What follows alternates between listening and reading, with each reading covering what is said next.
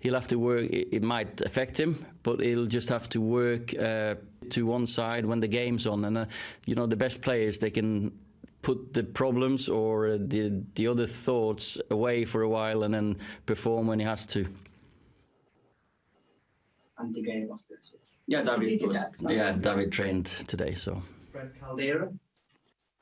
Ole, how much do you think that history and tradition plays a role in football nowadays? Well, I think you always carry the history with you, and what we sometimes look back at history. You know, we're proud of our history.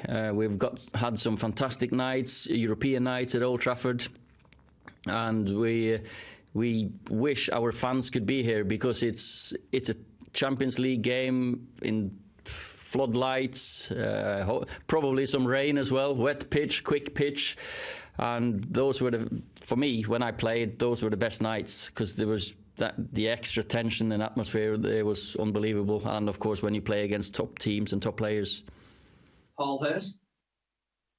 Can I just ask Donny how good it is for him as a midfielder to have someone like Edison and the runs that he makes? How good is it for you to have someone who's kind of so dynamic?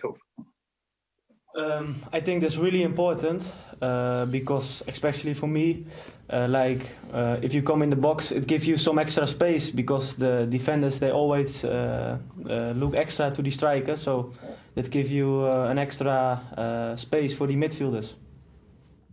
Carlson. Yeah, hello Ole. I want to ask a question about your former player, Erling Braut Haaland, because after 12 games in the Champions League, he now got 16 goals. That's only 3 goals away from your Norwegian goal record in the tournament. So what do you think about his performance in the Champions League, and do you fear for your record now? He'll beat it, and very quickly, that's for sure. The boy has had a great start to his career. It was really good to work with him, to see the potential in him, and some part of me feel proud of having a little bit of an input in such a rise, and I'm sure Erling will score loads of goals in the Champions League. Neil Custis. If I could ask the question and then a follow-up. Ollie, obviously the point will get you through and that'll enable you to rest players ahead of the derby. Seeing the crazy results we're getting in the Premier League, is a title tilt outside of your remit, outside of your chances, do you think? You know, you lose the chance to win or to win the title in the first 8 or 10 games if you don't keep up with the pack that starts winning. But you don't win it in the 8 or 10 first games. We've recuperated. We've started on a little run, so we're just behind the top teams at the moment. But we want to be in and around the places when the league starts to hot up, when it gets to April or May. So hopefully we can be there. Now is just a time to improve, develop, take one game at a time, and of course our mindset is now on the Champions League. And if we can go through with one game to spare, that's great. But we want to win the group. It is so long since any Man United team has contended for the title, 7 years. Is it about giving those players that belief that they can do it, just like Tottenham players might be believing it or Leicester players might be believing it? You know, you can give players the belief. We can talk as much as we like, because I believe in these players. It's the belief in the players themselves, in their own performances, what we do day in, day out, like Donny is sitting next to me with the attitude and mindset of every day is important. Of course, I feel my squad is ready to do better than last season, and last season we were the best of the rest. So let's hope we can move up the table. Christoph Ruiz. Yep. Hello, guys. A question for both of you, actually. You talked about Edinson Cavani a lot already, but how would you describe the man, and not the player, but the man that you discovered in the past few weeks? An absolute top professional. I've not been able to get to know him really closely because of the language barrier. So we have to talk through someone else. But so professional, so meticulous. Everything he does, he does with the intention of being the best footballer he can be, and which is also he's a very good teammate. He's a team player, and I've been impressed by his attention to detail with everything. Apart from his parking, because he's parking too close to some of the players and the coaching staff sometimes. Yes, for me too.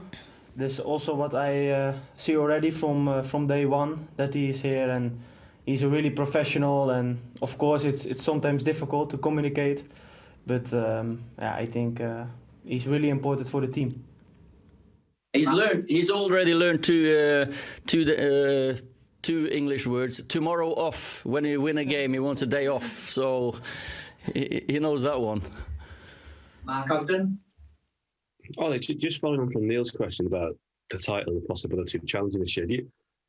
You're a month away from the window opening. Do you feel that the club will back you and that to get maybe the one or two players you think might be the difference? Because if you are close and it does take that, do you think that you'll be given the funds to do it and the backing to do it? Because in previous windows, it's all been very late. Do you think you can get something done early if you need to? Here we go. On the eve of an important game against PSG, and we're talking transfers, and with the additions that we had to the squad in the last window, plus what we did in January last time, I don't think it's right for me to start commenting on the transfer window already.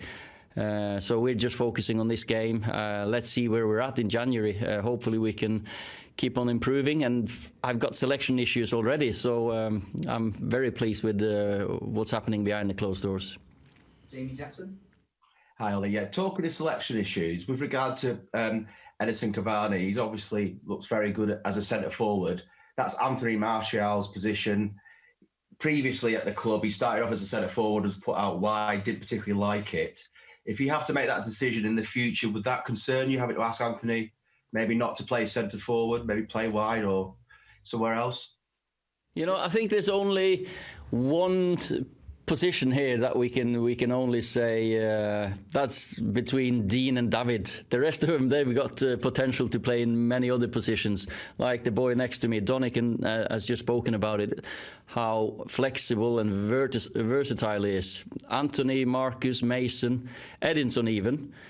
They can play in all the front four positions. You got Bruno who can play in loads of positions. Paul, there's loads of players here who want to be in the team, and some there's tactical reasons behind. Sometimes it's Anthony, sometimes it's Marcus, sometimes Mason, sometimes Edison through the middle, sometimes it's two of them, and I don't think that's going to be an issue at all, no. Laurie Whitwell. Hello, question for Donny, if I may. You obviously spent your career at Ajax before coming to United. I just wondered, adjustments being like coming from one style of play, one club to a new one, and whether the kind of one-touch play that you're so good at, whether you need a bit more time to understand, get that in with your teammates, or whether there's any teammates in particular you've struck up an understanding with? Sorry, he struggled to understand. Yes. You broke up a lot there, Laurie. And the accent, maybe. It was just whether there was any adjustments coming from Ajax to Manchester United that perhaps took you by surprise, and also the style of play that you have, that one-touch movement that you've got, whether you need a little bit more time to get that understanding with your teammates, or whether there's anybody that you've already got that with.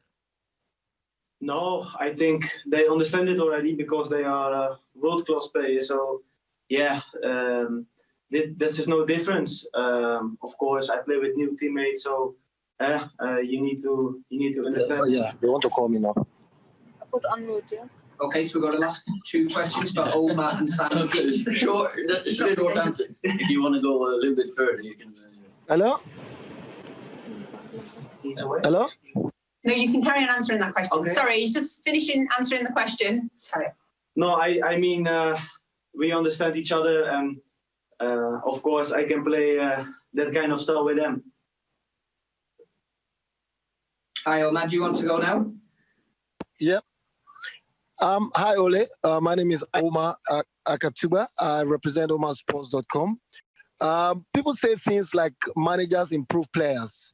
Why there's a school of thought that believe that a player can only be improved as much as the player is talented. I mean, as a manager, what's your take? Do you think that a manager can improve a player, or it has to be with the level of talent of that player? No, we start up as coaches and you end up sometimes as a manager, but your aim to get a good team is to get the maximum out of every player, individual player. So, of course, you take your time with every single one of them, that you try to give him advice, help him on the training pitch. Deep down, it's always the player who decides how good he can become, because they've all got talent. If they have the desire, determination to learn and want to learn and the humility to learn, of course, we're here. And I feel that, but also to give them a chance to develop, you have to give them a chance to play. So we can have a long discussion on individual player development, but I think I'm here to help the players, definitely. But my job is to manage the club. And last question for Simon Peach.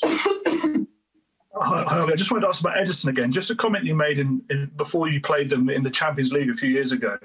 You said Cavani was like a Viking, like a warrior. I just wondered what you meant by that, and if that's what you're seeing, and I guess is that why you wanted him?